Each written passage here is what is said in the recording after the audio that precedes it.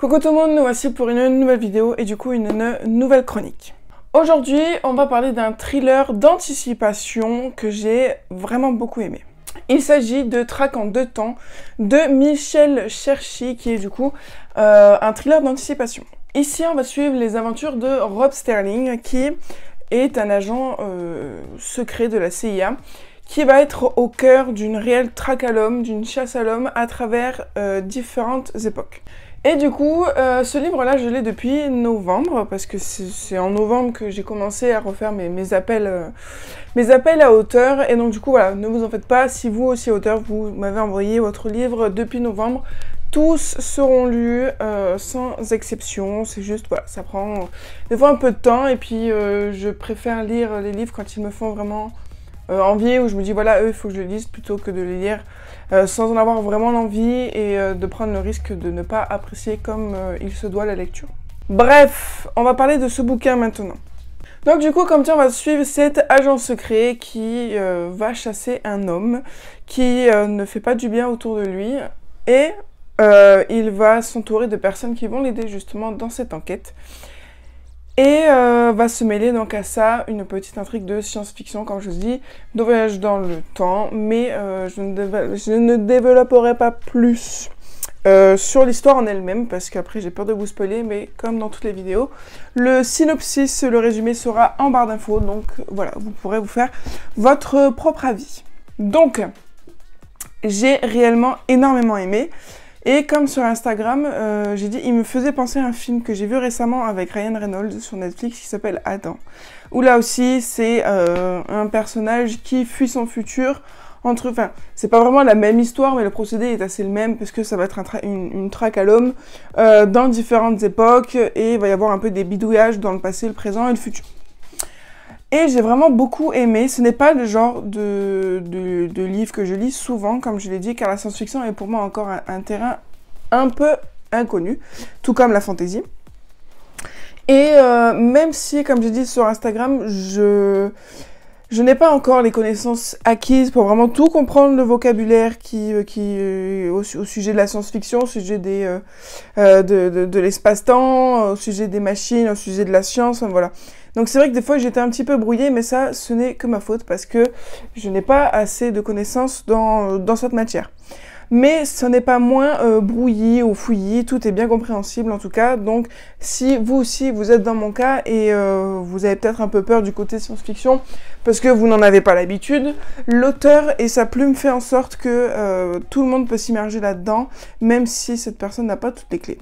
Ensuite, autre chose que j'ai soulevée et qui est assez réticent d'habitude, comme pour le fameux Christian Guenot, Justice, bon ça c'est le tome 2, ça c'est ce que j'ai lu, et là il y a ma pâle auteur.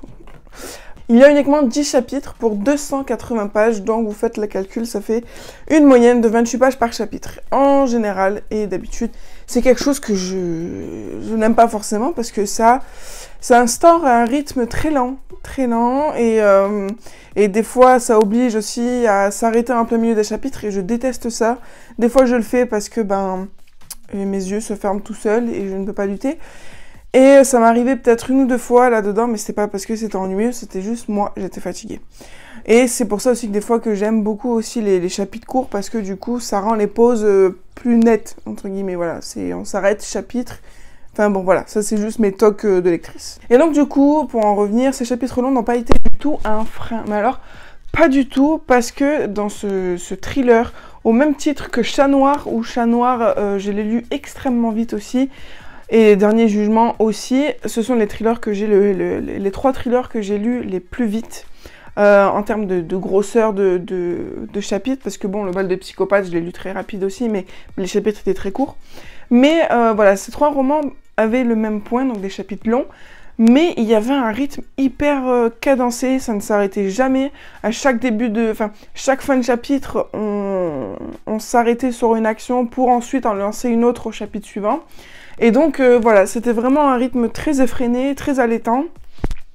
Du fait par l'intrigue très bien menée, très bien menée, chose qui est compliquée quand il y a plusieurs époques à gérer. Des fois ça peut être fouillé, on se dit putain mais dans quelle époque on est, dans quelle époque on va être, enfin Voilà, des fois ça peut être vraiment déstabilisant quand cette notion de temps est peut-être un peu mal gérée. Mais dans ce roman-là, ce n'était pas du tout le cas. On n'est pas perdu du tout, tout est bien expliqué, mis à part du coup, quand je vous dis, moi, les vocabulaires un peu de science, tout ça, ça ne me parle pas vraiment encore, mais ça va venir avec mes prochaines lectures. Et donc du coup voilà, j'ai vraiment beaucoup aimé. J'ai bien aimé aussi donc le personnage de Rob Sterling, parce que du coup ça va être l'enquêteur principal, il va être accompagné de Yorel qui est un journaliste, et ils vont du coup lier une amitié, et va s'ajouter une troisième personne que je vais garder un peu secrète, mais celle-ci va être maître d'un retournement de situation auquel on pouvait peut-être s'attendre. Je me suis attendue à ce retournement de situation avec ce personnage presque en même temps que Rob Sterling. Mais après, je me suis dit, mais non, quand même, ça me semble un peu bizarre, quoi. Puis au final, non, voilà, j'étais un peu sur le cul comme Rob. Mais au final, ça n'a pas tourné en vengeance, au contraire. Ça s'est plutôt tourné sur, sur la compréhension, sur la tolérance,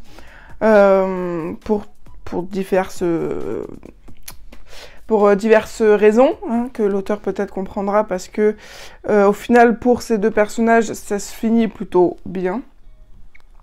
Ensuite, ce que j'ai beaucoup aimé aussi, c'est, comme Christian Guenot, il y a beaucoup de réflexions sur l'humanité.